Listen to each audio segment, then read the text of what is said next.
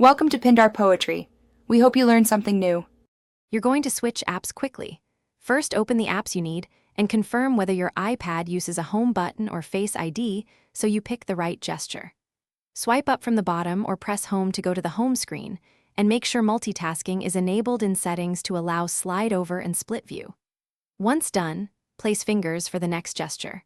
A short swipe up for app switcher on home button models, or a longer swipe and pause for gesture models.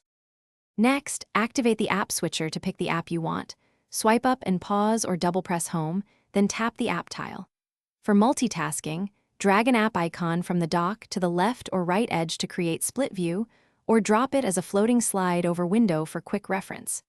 Make sure to use the bottom gesture bar. Swipe left or right across it to cycle between full-screen apps and split-view spaces, which keeps your workflow smooth and fast. To finish, tidy up by closing unneeded apps in the app switcher. Swipe their tiles up to free resources and avoid confusion. If you're in split view and want one app full screen, drag the app divider all the way to the edge until the other app disappears. If gestures aren't working, restart the iPad, verify multitasking and gesture settings, and check accessibility options. These fixes resolve most issues so you can get back to switching apps. Thanks for watching.